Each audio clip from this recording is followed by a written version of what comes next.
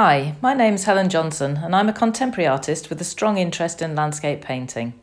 Throughout 2022, I'll be making a collection of original paintings based on gardens, both in the UK and in northern France. I'm inviting you to join me every Sunday morning as I gather inspiration from these gardens and show you the processes I go through to create a large abstract painting. This week I'm in Les Gaignieres, the garden of my French studio in northern France. So let's go and have a look. You'll see here that I've set up my temporary studio outside under my favourite all-time tree, the silver birch. You see my coat hanging off a branch stub there. My easel is fully portable, and obviously there's quite a lot of kit with my paints and everything, but it all goes into a rucksack so it's easily transported to wherever I want to be. I can put it on my back, on my shoulder, or just carry it.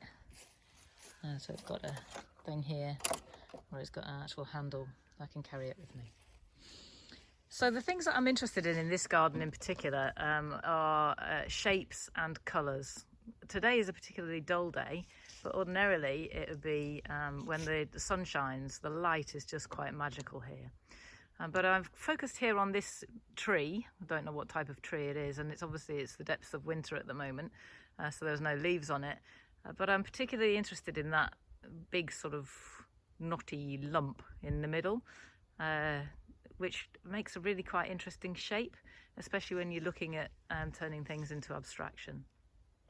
To the left of that is the bay tree. Believe it or not, that's a bay. I don't think we're going to be short of bay leaves for the rest of our lives.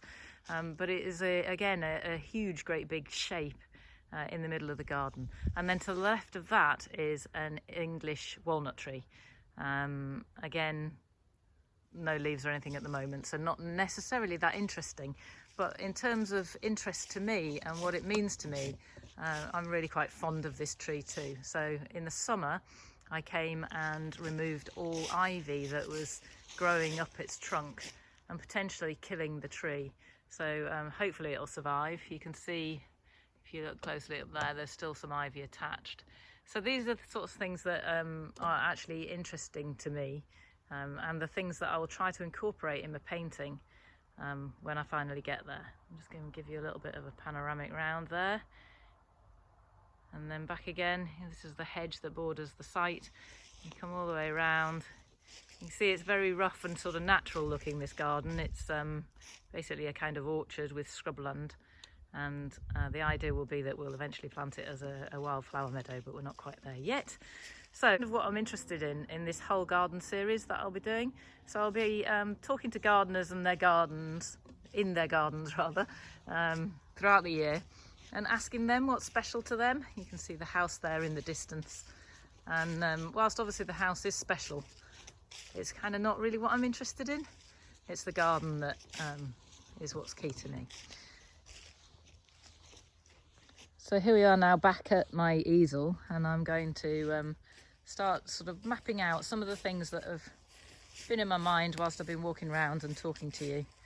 And yeah, if you want to catch up on what that's going to look like next week, please do.